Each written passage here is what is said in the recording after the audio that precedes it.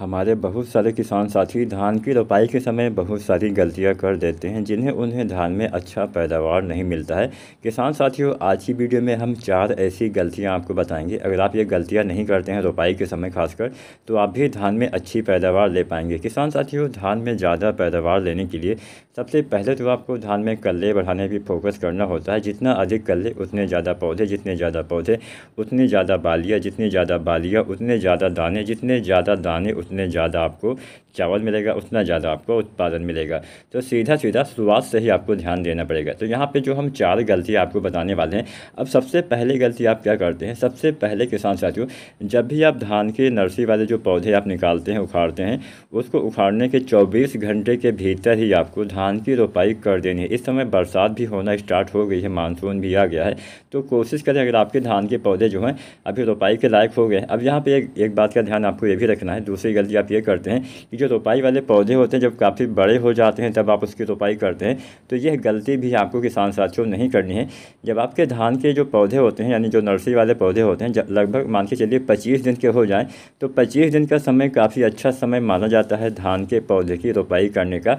मान लीजिए 2-4 दिन आगे पीछे चल जाता है, लेकिन बहुत ज़्यादा दिन वाले पौधे हो जाते हैं तो वहाँ पर आपको बहुत दिक्कतें होने वाली है। जब ज़्यादा दिन वाले पौधे अर्थात बहुत बड़े दिन वाले पौधे की आप या बहुत बड़े पौधे की आप रोपाई करते हैं, तो सबसे बड़ी समस्या कल्ले के फुटाव में ही आती है। ज़्यादा कल्ले उसमें नहीं आ पाते हैं, जिसका सीधा सीधा असर आपके उत्पादन पे पड़ता है। तो आपको यहाँ पे समय से रोपाई के साथ साथ आपको 25 दिन वाले पौधे की रोपाई भी करना है। 2-4 दिन, जैसे मान लीजिए 25-30 दिन मान के चलिए सही चल जाएगा, तो 21 से 30 दिन का समय औसतन आप मान सकते हैं। वैसे मैंने 25 दिन एक औसतन समय आपको बता दिया, इस समय रोपाई करते हैं तो काफ़ी बढ़िया उत्पादन किसान साथियों मिल पाएगा। जो मैंने पहला आपको सावधानी बताई थी, पहली गलती, कि आपको 24 घंटे के अंदर रोपाई करनी होती है जब आप पौधा उखाड़ते हैं, वो काफ़ी ज़रूरी होता है। अब कई बार ऐसा भी होता है कि हम पौधा लाते हैं बाहर से, नर्सरी से, कई बार हम खुद नहीं लगाते हैं, तो वहाँ पे बहुत दिन तक पहले भी वो किसान साथी पहले से ही पौधा उखाड़ के रख लेते हैं। उसके बाद में 2-4 दिन लग जाता है आपको लाने में, रोपाई करने में, मजदूर मिलने में। तो यहाँ पे इसी बात का ध्यान रखना है कि आपको 24 घंटे के अंदर ही आपको रोपाई करनी है। अब किसान साथियों, एक तो हम पौधे को उखाड़ते हैं तो उसमें सबसे पहले तो सबसे ज़्यादा नुकसान जड़ों को पहुँचता है। इसके बाद में धीरे धीरे आपकी पत्तियाँ मुरझाने लगती हैं, पत्तियों में पीलापन आ जाता है। जब ज़्यादा देर तक आप बाहर रखते हैं तो पत्तियों में ज़्यादा पीलापन आने से कम कल्ले रह जाते हैं। बाद में जैसे मान लीजिए, अब पीलापन आने से कम कल्ले कैसे रह जाएंगे, ये भी हम थोड़ा सा चर्चा कर लेते हैं। किसान साथियों, मान लीजिए कोई भी फसल है, उसमें पीलापन आ जाता है, तो शुरुआत में जो पीलापन आता है, ऐसा नहीं कि वो पीला ही रहेगा, बाद में रिकवर हो जाता है। लेकिन मान लीजिए जिसमें ज़्यादा पीलापन आ जाता है, उसको रिकवर होने में भी काफ़ी लंबा समय लगता है।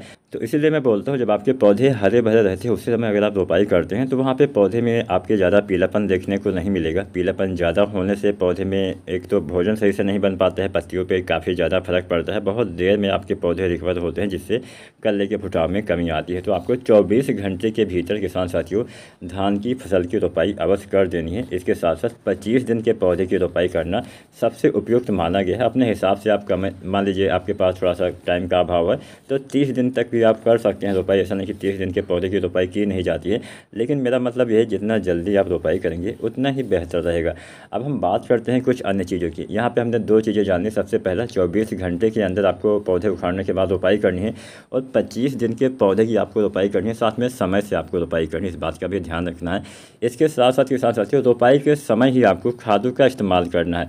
अब यहाँ पे भी बहुत सारे किसान साथी गलती करते हैं। रोपाई के समय खादों का इस्तेमाल करने में बहुत सारी गलतियाँ हम कर बैठते हैं, तो इस बात का ध्यान रखना। अगर आप समय से खादों का इस्तेमाल करेंगे तभी आपके पौधे में जो है अच्छे से ग्रोथ होगी। अब यहाँ पे बहुत सारे लोग क्या करते हैं कि जब रोपाई करते हैं तो उस समय खाद नहीं डालते हैं, लगभग 10, 12, 15, 20, 25 दिन के बाद खादों का इस्तेमाल करते हैं। अब यहाँ पे मैं आपको बताते चलूँ, अगर आपने धान की रोपाई कर दी, अब रोपाई करने के बाद आपके पौधे जो होते हैं वो 72 घंटे के अंदर अर्थात 3 दिन के अंदर ही आपके मिट्टी में जो तत्व होते हैं उसको लेने लगते हैं, अर्थात अपना भोजन वो 3 दिन के अंदर ही बनाने लगते हैं। तो अगर आपके मिट्टी में कोई भी खाद्य पदार्थ रहेगा नहीं, आपने किसी भी खादों का इस्तेमाल किया ही नहीं है, तो जो पौधे का शुरुआती विकास होना चाहिए 3 दिन के बाद से ही स्टार्ट हो जाता है। तो शुरुआती विकास आपके पौधे का हो नहीं पाता है, जिससे किसान साथियों आपकी फसल पीछे चली जाती है। आपकी फसल जितना दिन के बाद खाद डालेंगे सीधा सीधा उतने दिन पीछे आपकी फसल चली जाएगी। तो या तो कोशिश करें कि रोपाई से पहले ही खादों का इस्तेमाल कर दे, रोपाई करते समय खादों का इस्तेमाल कर दे, या फिर रोपाई के 3 दिन के भीतर समस्त खादों का इस्तेमाल धान की फसल में आपको कर देना है। अधिकतम मान के चलिए, मान लीजिए आप 3 दिन पर ना डाल पाए हो तो 5 दिन, रोपाई के समय या फिर रोपाई के 5 दिन के भीतर किसान साथियों अगर आप खादों का इस्तेमाल धान की फसल में करते हैं तो इसका सबसे बेहतर लाभ आपको मिलता है। जितना देर से डालेंगे उतना ही कम लाभ मिलेगा। इस बात का किसान साथियों आपको ध्यान रखना है। तो चलिए अब हम जानते हैं, यहाँ पे हम एक फार्मूला भी आपको बता देते हैं। अगर आप डीएपी खाद का इस्तेमाल करते हैं, ज़्यादातर किसान साथी डीएपी ही डालते हैं, तो हम इसके बारे में आपको बता देते हैं कितना डीएपी रोपाई के समय आपको देना होता है। हमारी बहुत सारी किस्में जल्दी तैयार होती हैं, बहुत सी किस्में देर से तैयार होती हैं। तो जल्दी तैयार होने वाली किस्मों में रोपाई के समय आपको 30 kg डीएपी डालना होता है, और देर से तैयार होने वाली आपको धान की किस्मों में रोपाई के समय डीएपी आपको 40 kg पर एकड़ तक आपको डालना होता है। 1 एकड़ खेत में इतनी मात्रा आपको डालनी होती है। अब या तो आपको यूरिया जो होती है ये भी इस्तेमाल करना होता है। यूरिया का इस्तेमाल रोपाई के समय भी आप कर सकते हैं, या फिर रोपाई के 1 सप्ताह के अंदर भी आप कर सकते हैं। तो लगभग आपको किसान साथियों यहाँ पे यूरिया जो इस्तेमाल करना है, लगभग 20 kg के आसपास आपको यूरिया इस्तेमाल करना है। तो जो किस्में जल्दी तैयार हो जाती है उसमें 16-17 kg डाल दीजिए, जो देर से तैयार होती है उसमें लगभग 20 kg यूरिया आपको धान की रोपाई के 1 सप्ताह के अंदर डाल देना होता है।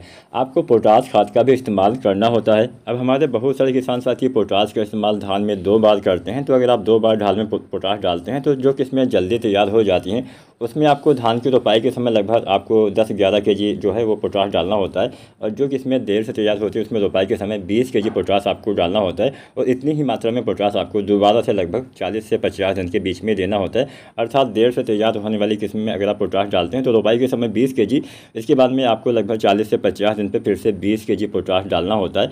और जो किस्में जल्दी तैयार हो जाती है उसमें आपको रोपाई के समय 11 kg, इसके बाद में आपको रोपाई के लगभग 45 दिन के आसपास फिर से आपको 12 kg पोटाश डालना होता है।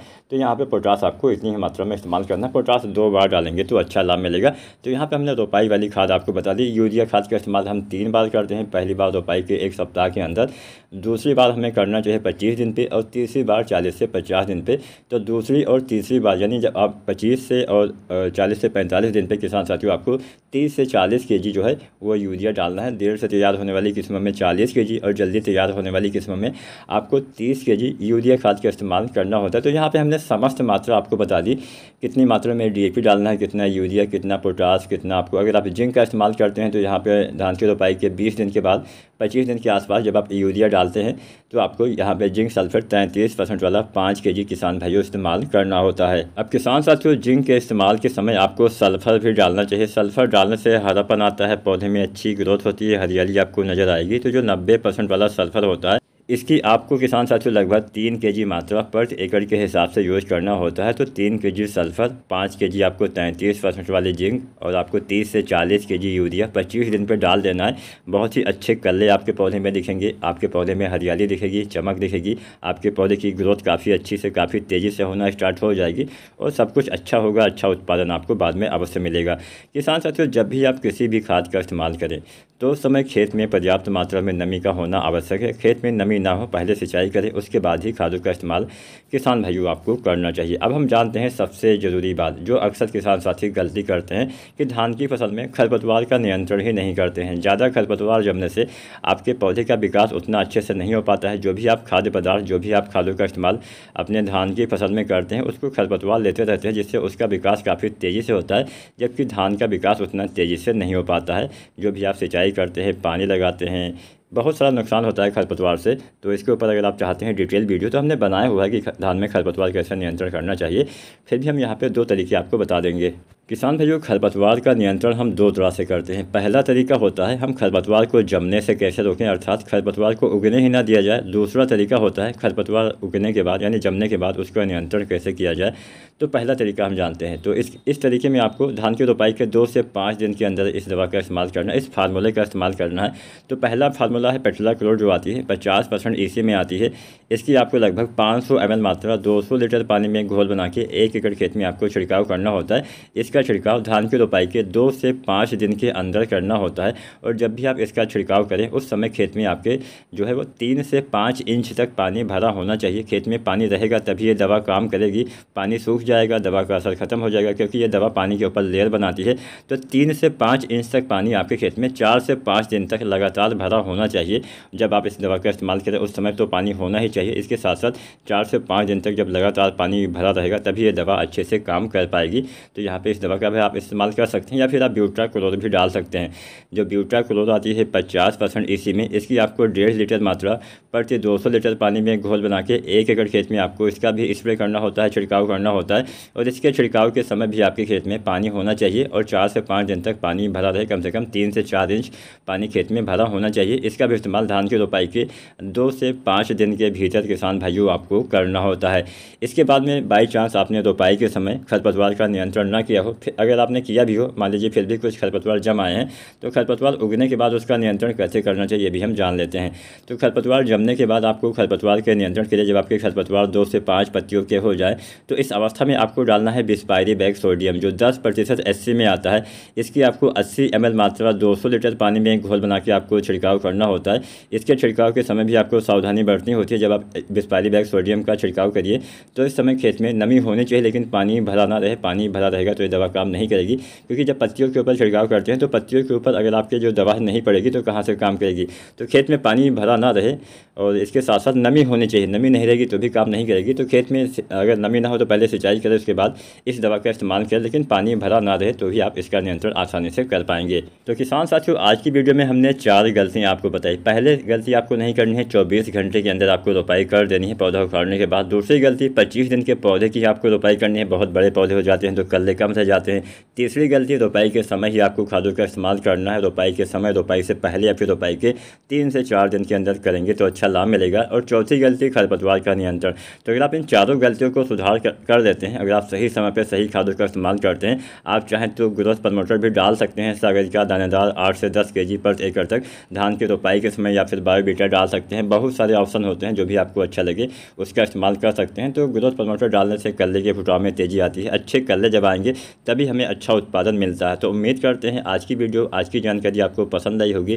फिर भी अगर आपका कोई सवाल है तो नीचे कमेंट करिए और वीडियो को लाइक जरूर करें, चैनल को सब्सक्राइब भी करें। धन्यवाद।